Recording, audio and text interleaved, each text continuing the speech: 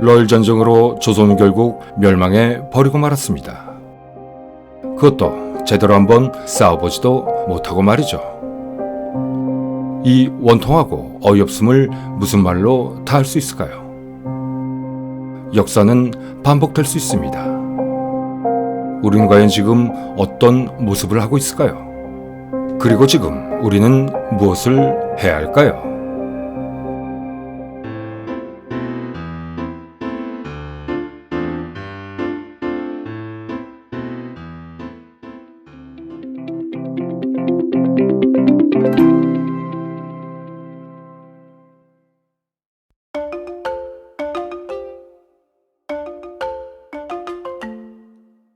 증오의 세기라 불리우는 20세기. 그 처참했던 세기의 시작을 알리는 첫 번째 전쟁이었던 러일 전쟁. 이번 편부터는 그 이야기를 이야기 속의 이야기로 엮어 한번 진행해 보겠습니다.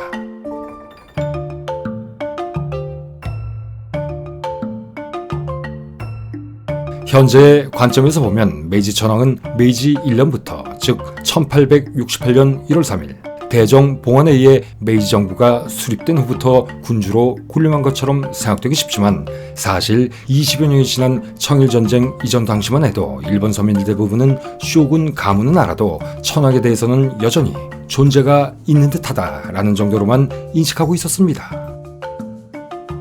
그리고 청일전쟁 이전에 일본에는 아직 국민이라는 자각을 가진 사람도 별로 없었죠.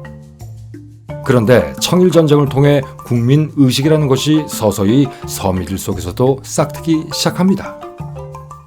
그것은 넘을 수 없는 존재로만 여겼던 대국인 청나라와 자지대의 국가인 일본이 대등하게, 아니 일방적인 승리를 하면서부터였는데 이때부터 우리나라에는 천황이라는 위대한 분이 계시다.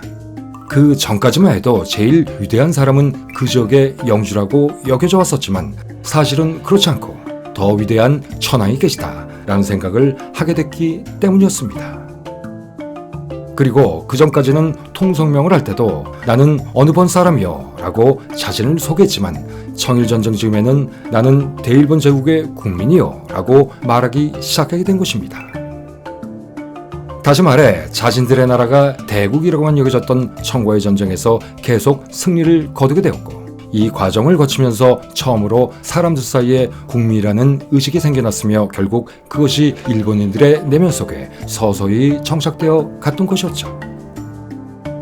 이렇듯 어떤 의미에서 청일전쟁을 통해 일본의 국민이라는 것이 탄생했던 것이고 또한 국가지존의 상징이었던 천황의 권위도 그에 따라 더욱 확립되었다고 할 수 있겠습니다. 게다가 청일전쟁 당시에는 이 전쟁을 대의명분이 없는 전쟁이라며 반대하는 사람도 거의 없었습니다. 사실 당시 대부분의 일본 서민들은 이미 인해 박힌 전쟁에 대해 거부감도 별로 없었고 심지어 전쟁 자체가 나쁜 것이라는 감각조차 없었습니다. 그러나 러일 전쟁 때는 명확한 반전론이 대두됩니다. 일본의 반전론.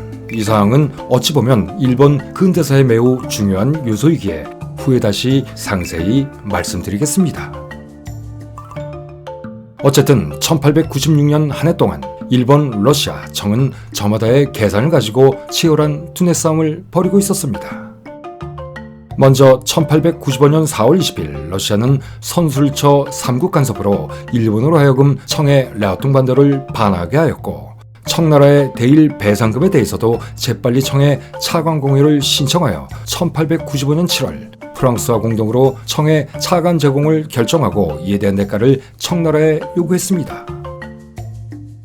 이어 러시아는 청나라와 러청 밀약을 체결하게 되는데 그 핵심 사항은 일본의 위협에 대해 상호의 안전을 공동으로 도모하자는 안보의 명목도 있었지만 사실 러시아는 이런 일련의 조치들로 만주주둔과 그곳에서의 권익 확대를 청으로부터 승인받고자 하는데 더 방점이 있었습니다.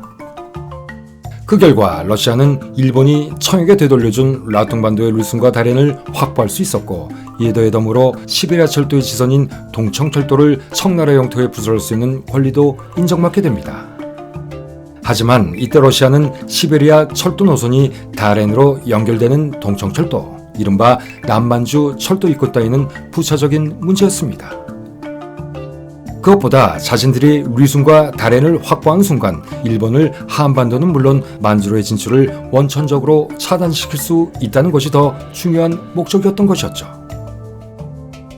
라퉁반도조차 리순이라는 부동항의 획득, 그리고 동청철도의 부설. 이로써 러시아는 리순이라는 시베리아 횡단철도와 연결되는 완벽한 부동항을 확보하게 되었고, 이는 곧 태평양 진출의 핵심 교두보를 얻게 됐다는 것을 의미했습니다. 하지만 이것은 승전국 일본으로서는 고함을 지르며 뒤로 넘어질 사항이었죠. 사태가 이렇게 전개되자 일본은 러시아의 속내를 한번 떠봅니다. 대동강과 원선을 잇는 북위 39도선을 경계로 러시아와 일본이 한반도를 분할 점령하자, 임진왜란 당시 일본이 명나라에 내놓은 할지론이 근 300년 만에 뜬금없이 다시 나오는 순간이었습니다. 언제나 일본은 한반도를 독자적으로 점거할 수 없다는 판단이 들면 이렇듯 나눠 갖자는 제안을 해왔었는데 이때도 마찬가지였었죠. 이에 러시아의 대응은 단호했습니다. 절대 불가. 그 이유는 만약 한반도 남쪽에 일본군이 주둔하게 된다면 황해에서 러시아 함대 활동이 크게 제약받을 수밖에 없을 것이고, 그렇게 되면 어렵게 얻은 리순과 다롄은 한반도 서해에 갇히게 되어 이 전략 요충지의 가치는 있으나마나 하게 되기 때문이었습니다. 이런 이유들 때문이라도 러시아 입장에서는 반드시 한반도 전체가 러시아 손에 있어야 했었습니다. 그러자 이번에는 러시아가 일본의 속내를 떠보기 위해 한반도를 중립하자라는 제안을 들고 나옵니다. 즉 한반도를 중립화해서 러시아와 일본 그 누구도 점거하지 못하는 것으로 만들자는 것이었죠. 하지만 일본 입장에서 이것은 자신들이 했던 분할 제안보다 더 황당한 소리였습니다. 당시 주총공사였던 고무라 주타로는 이 제안을 어불성설이하며 일거에 일축해버립니다.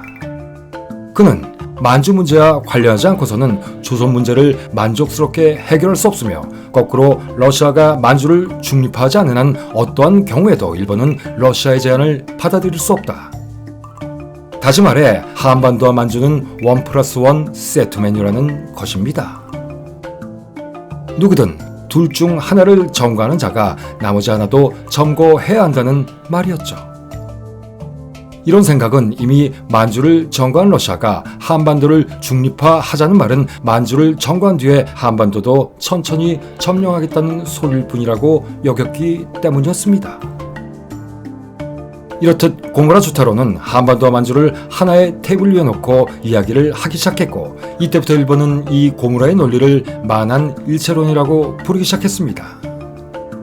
이전에 한반도를 분할하자는 할지론이나 만주는 러시아가 한반도는 일본이 라는 만한 교환론까지만 하더라도 일본은 우리는 그냥 한반도만 점령하면 된다 라는 다소 약한 모습이었지만, 만한 일체론에 이르러서는 한반도든 만주든 우리가 점거하지 못하면 그 누구도 점거할 수 없다 라는 강경한 입장으로 바뀌게 된 것입니다.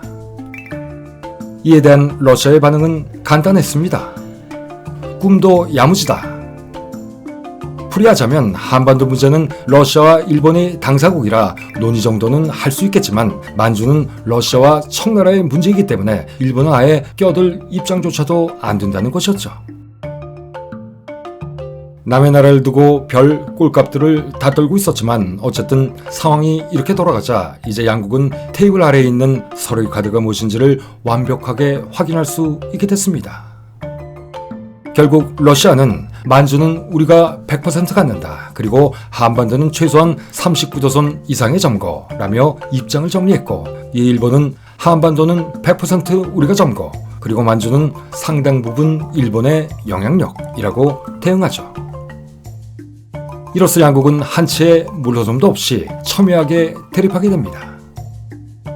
물론 일본이 이렇게 배짱을 부릴 수 있었던 이면에는 여러분들도 이미 다 아시듯 영국과 미국과의 동맹이 이즘 더욱 공고해졌기 때문이었죠. 이렇듯 이때부터 러시아와 일본 두 국가 모두 한반도와 만주를 떼어놓고 생각할 수 없다는 입장으로 돌아서 있었습니다.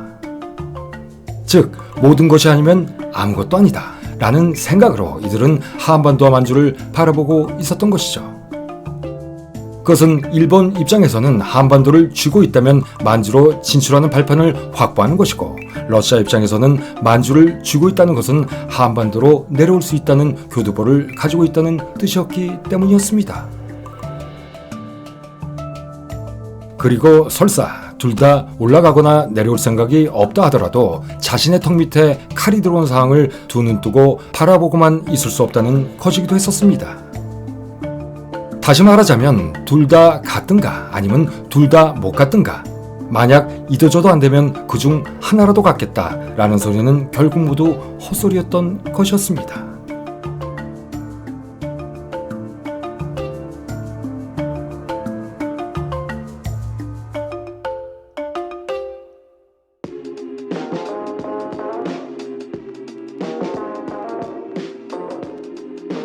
여기서 우리는 너무나 안타까운 사실이지만 당시 조선의 실상을 한번 짚고 넘어가야 합니다. 그것은 바로 이 당시 청일전쟁의 가장 큰 피해국이었던 조선이 또다시 일본 편을 들었다는 점입니다. 러일전쟁 당시 조선의 지식인들과 민중은 일본의 승리를 위해 일본에 적극 협력하는 경우가 매우 많았습니다. 그것은 일본이 승리해야지만 조선의 독립이 유지된다고 얼토당토하게 믿었기 때문이었죠. 당시 조선인들, 이 무지하고 좁아터진 안목들, 그저 한스럽고 통탄할 일입니다. 당시 조선인들이 일본의 승리를 원했던 이유는 크게 두 가지였습니다. 첫째, 러일 전쟁이 한반도 문제가 아니라 만주 문제라는 시각 때문이었습니다.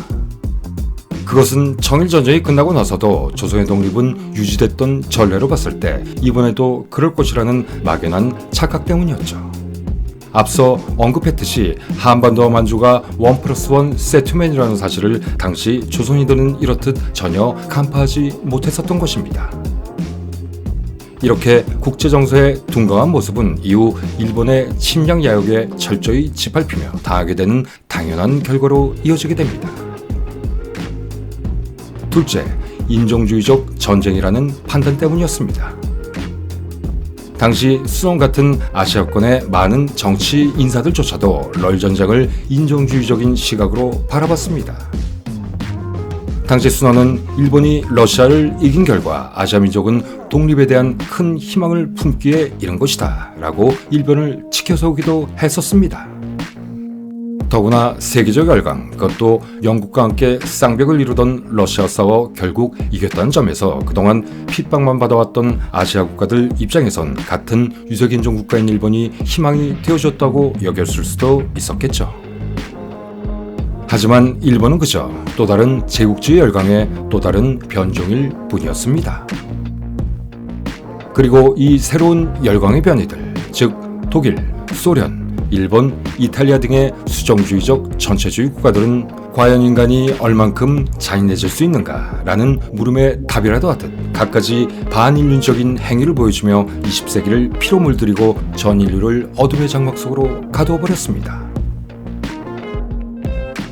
그러나 이런 거시적인 판단까지는 가지 않더라도 조선인들은 청일전쟁과 동시에 전개된 전멸전이었던 조일전쟁, 즉 동학농민전쟁에서 조선인이 3만 명에서 5만 명이 살해되고 일본 정부에 의해 민비 시해 사건이 자행되었음에도 그때까지도 정신을 못 차리고 그래도 로스케들보다는 외놈들이 낫지 라는 어이없는 판단을 내리고만 합니다. 그야말로 우리 모두를 아연케 할 어처구니 없는 판단이었습니다. 그리고 앞서 말한 대로 더 큰 불행이 곧 시작되죠. 그 1년 뒤 포츠무스 조약이 체결되고 자신들이 일본의 손아귀에 들어가게 된다는 사실을 조선인들은 전혀 예상하지 못하고 있었습니다. 제국주의 전쟁, 그것은 인종주의적 전쟁이고 뭐고를 떠나 사실 그런 것들에 전혀 상관치 않는 쓰레기라도 삼켜버리는 강대국들 간의 치열한 리그, 살벌한 각축전이었습니다.